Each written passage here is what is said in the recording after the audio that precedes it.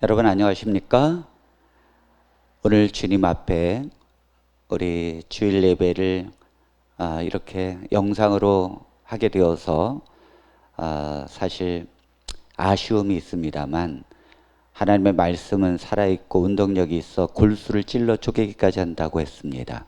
그 말씀이 우리 성도님들이 같은 공간에 있지 않더라도 하나님의 은혜와 성령의 충만함 있기를 바랍니다. 시작하기 전에 저희 가족이 우리 함께 지금 준비하고 또 예배를 드리는데요. 저희 아이들이 이렇게 녹음을 하고 또 편집을 하고 또 여기서 또 하나하나 음악 틀고 하는 모든 걸 해주는 이 아이들은 너무너무 감사하고, 제가 이 자녀들을 위해서 정말 인생을 보내도 아깝지 않을 정도로 고마움을 느낍니다.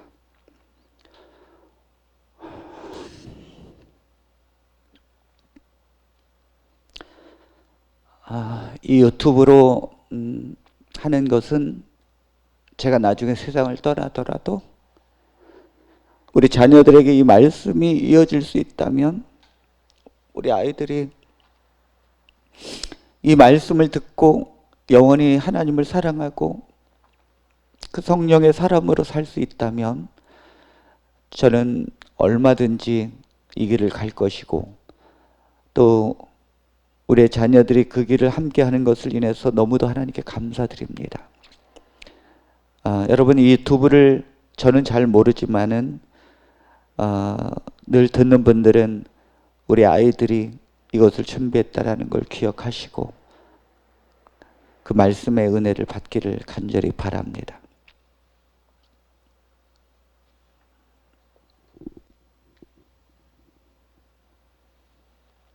오늘은 성령의 사역으로 지경을 넓히라는 그 제목의 두 번째 시간, 당신은 성령의 사람입니까? 라는 말씀으로 증거합니다. 여러분, 목격자라는 영화가 아마 우리나라에 얼마 전에 상영이 된 것으로 알고 있습니다. 저도 봤는데요. 이 목격자라는 영화에 한 사람이, 살인자가 아파트 앞에 정원에서 새벽에 사람을 죽입니다. 그런데 우연히 그것을 아파트 위에서 새벽에 들어온 한 남자가 그것을 지켜봤어요. 살인하는 장면을 목격한 것입니다. 그런데 이 살인자가 살인을 하다가 아파트에서 불이 켜져 커튼을 제치고 지켜보는 그 한 사람을 봤습니다. 그리고 그 이후에 이 살인자는 그 목격자를 찾아다니면서 그 사람을 죽이려고 하지요. 그리고 결국 그 목격자를 이 살인자는 찾습니다. 그때 이 목격자는 말합니다. 제발 살려달라고. 내가 아무한테도 말하지 않을 테니까 나를 살려달라고. 내 가족을 지켜달라고. 여러분, 이 영화가 우리에게 주는 교훈이 있습니다. 아무리 내가 어떤 걸 보고 그것에 대해서 확신한다 할지라도 그것을 말하는 것은 쉽지 않다는 것입니다. 그것을 말하는 건 어떨 때는 목숨을 담보로 할 수 있는 위험이 있다는 것을 말해주는 것입니다. 용기가 필요한 것이고, 그것을 말하는 것은 결코 쉽지 않다는 것을 설명하는 것입니다. 여러분, 우리가 예수님을 믿고 예수님의 증인으로서 복음을 증거하는 것은 그렇게 쉬운 것은 아닙니다.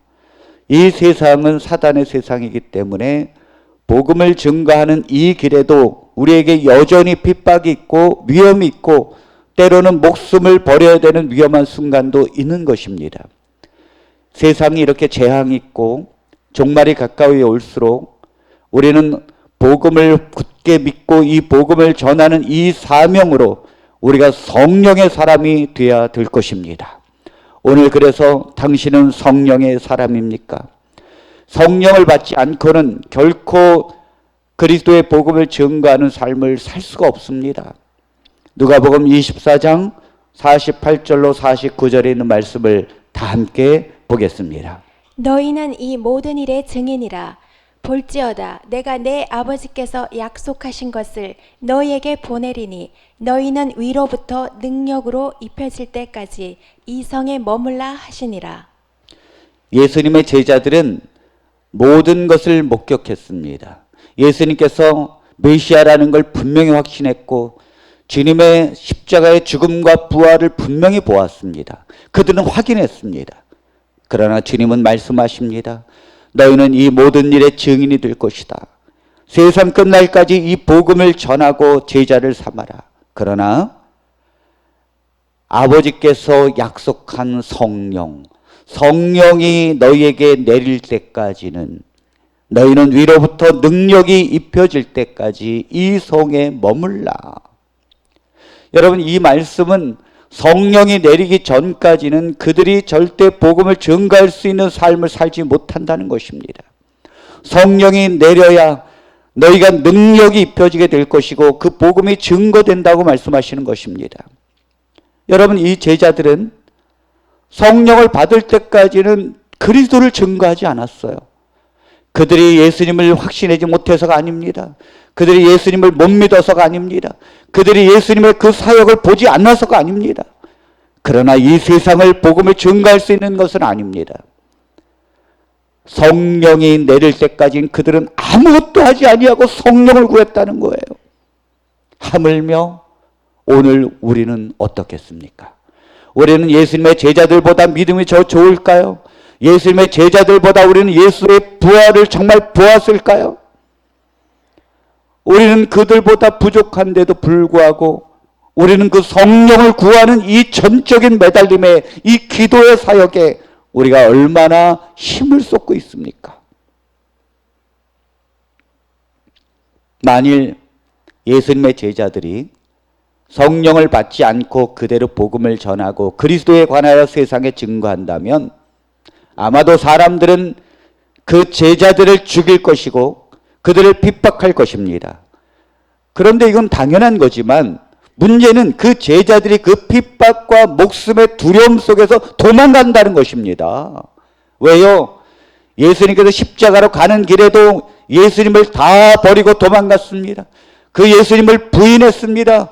그리고 예수님을 팔았습니다. 그리고 예수님을 저주했습니다. 그들이 성령을 받기 전에는 여전히 그들은 또다시 그렇게 할 것입니다. 그러므로 부활 후에도 지금 마찬가지입니다. 예수님이 부활하셨고 손자국을 다 보여줬지만 그대로 그들이 복음을 증거하러 나간다면 그들은 그 어려움을 결코 극복하지 못할 것입니다. 그들은 또다시 위협 속에서 예수님을 타협하게 될 거예요. 이것이 인간의 연약함입니다. 그러므로 이 두려움을 어떠한 환경에도 예수 그리스도를 증거할 수 있는 담대한 능력이 예수님의 제자들에게 임해야 합니다. 그 능력이 우리에게 임해야 합니다.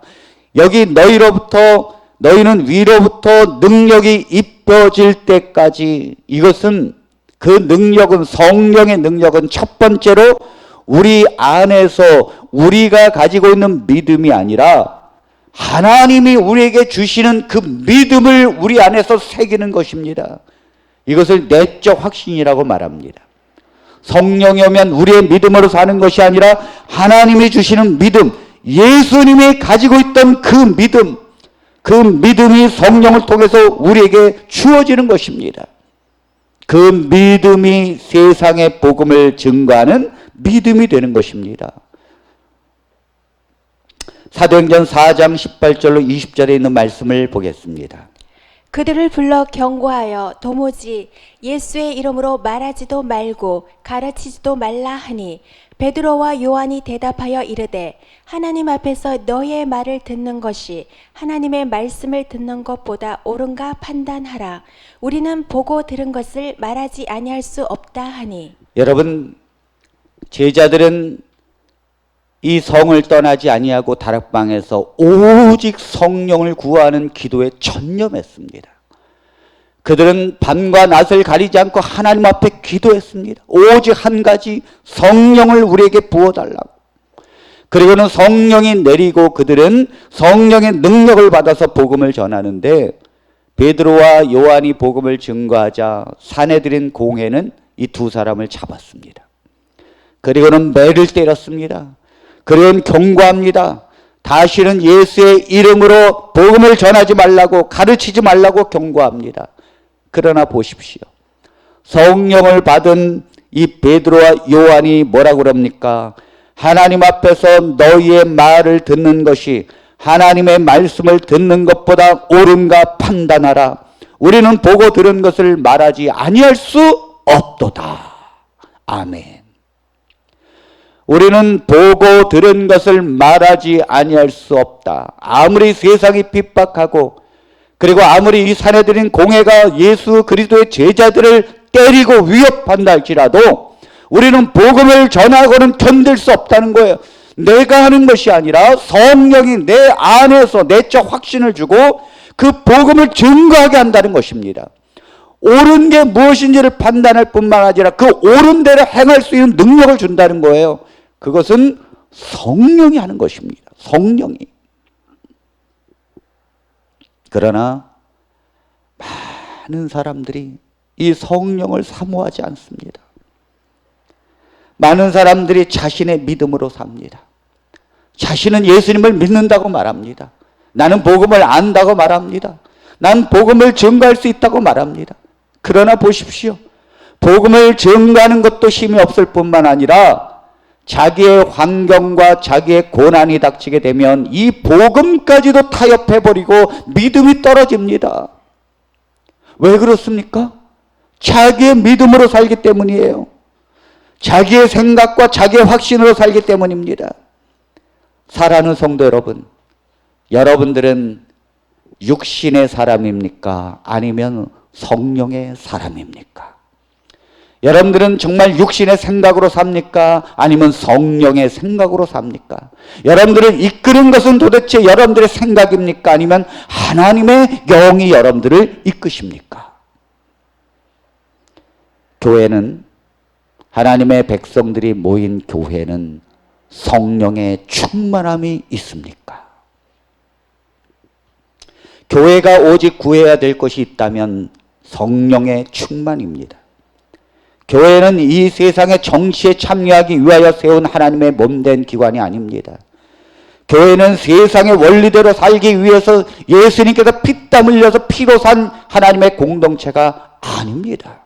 교회는 하나님의 복음을 증거하고 성령을 받아서 하나님의 그리스도의 복음을 증거할 뿐만 아니라 그리스도의 형상을 세상에 나타내고 빛과 소금으로 하나님의 백성들이 그리스도를 닮아가도록 하는 것이 교회인 줄로 믿습니다.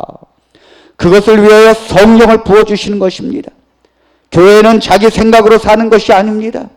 교회는 세상의 원리를 쫓아가는 것이 결코 아닙니다. 오늘날의 교회들을 보십시오. 얼마나 슬픈 일입니까? 너무너무 슬픈 일이에요. 과연 지금의 교회들이, 지금 그렇게 수많은 교회들이 가고 있는 그 방향이, 그리고 텔레비에서 비춰진 그 모습이 과연 교회의 모습이라고 말할 수 있습니까? 교회는 흔들리지 않는 믿음과 예수 그리스도를 닮아가는 열매를 맺으면서 자라가야 합니다. 교회는 성령의 충만함을 구해야 되고 성령의 충만함을 받게 되면 예수님을 오직 주님이라고 고백하는 하나님의 백성이 됩니다. 고린도전서 12장 3절에 있는 말씀을 보겠습니다. 그러므로 내가 너희에게 알리노니 하나님의 영으로 말하는 자는 누구든지 예수를 저주할 자라 하지 아니하고 또 성령으로 아니하고는 누구든지 예수를 주시라 할 수 없느니라. 여러분, 이 말씀을 보십시오. 누구든지 하나님의 영으로 말하는 자는 누구든지 예수를 저주할 자라 하지 아니하고 성령으로 아니하고는 누구든지 예수를 주시라 할 수 없느니라. 여러분들은 예수님을 주님이라고 고백합니다. 그리고 예수님을 여러분들은 저주하지 않습니다. 그러나 잘 보십시오. 이 말씀에 의하여 여러분들이 지금 예수님을 주로 고백하고 예수님을 저주하지 않는다고 여러분들이 성령의 사람이라고는 말할 수 없습니다. 성령을 아직 받지 않은 예수님의 제자도 예수님을 주로 고백했고 예수님을 저주하지 않았습니다. 그러나 그들의 목숨이 위태로워지는 고난이 왔을 때, 정말로 그 어려운 환경이 그들을 지배했을 때 그들은 그 믿음이 다 무너졌습니다. 예수님을 주로 고백하는 것이 아니라 예수님을 저주하고 부인했다는 거예요.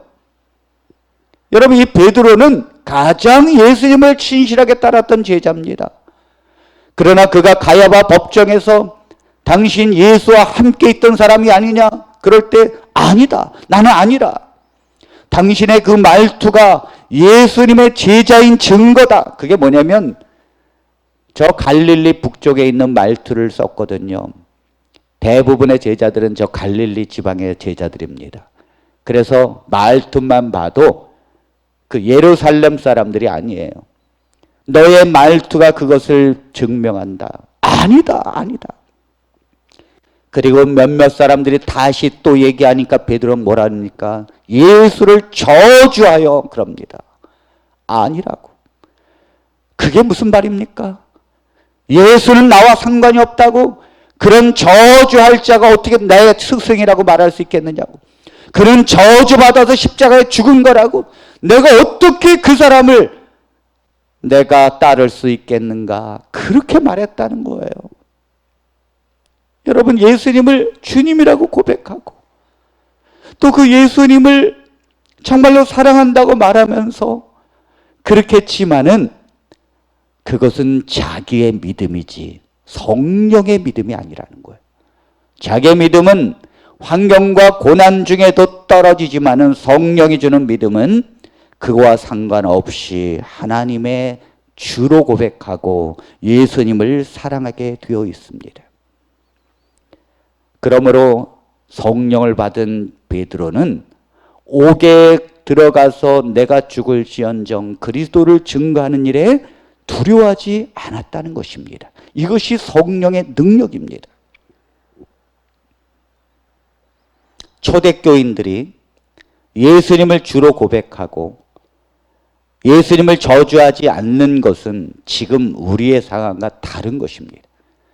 편안한 가운데 우리가 목숨에 담보를 주지 않는 이 상태에서 예수를 고백하는 것과 다르다는 거예요.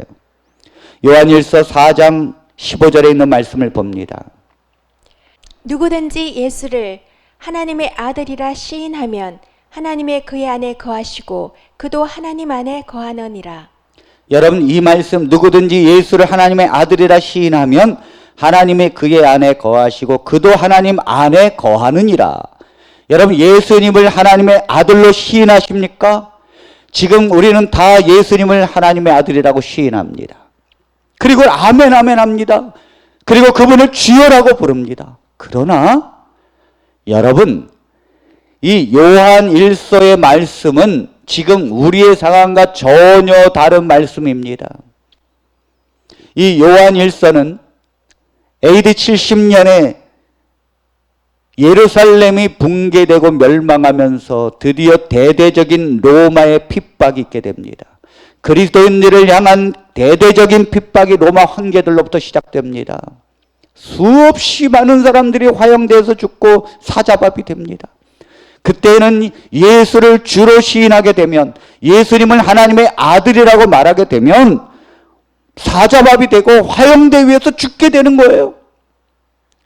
여러분, 요한계시록 1장에서 왜 요한이 내가 반모섬에 유배에 왔는지를 설명합니다. 그것은 바로 예수의 증거를 인하여, 내가 예수님을 증거했기 때문에, 예수님이 하나님의 아들이라고 말했기 때문에 그런 끓는 기름 가마 속에 들어가서 결국 그 고통 중에서 나오고 다시 반모섬에 유배를 온 것입니다. 누구든지 예수님을 하나님의 아들이라고 말한다면 목숨을 버려야 합니다. 그럼에도 불구하고 누구든지 예수를 하나님의 아들이라고 시인하느냐? 그렇다면 그는 하나님 안에 거하는 사람이고 하나님도 그 안에 거하게 될 것이다. 여러분들의 심령에 그런 하나님의 안에 거하는 그런 하나님의 평안을 누리십니까? 누리십니까? 마태복음 10장 32절로 33절입니다. 누구든지 사람 앞에서 나를 시인하면 나도 하늘에 계신 내 아버지 앞에서 그를 시인할 것이요. 누구든지 사람 앞에서 나를 부인하면 나도 하늘에 계신 내 아버지 앞에서 그를 부인하리라.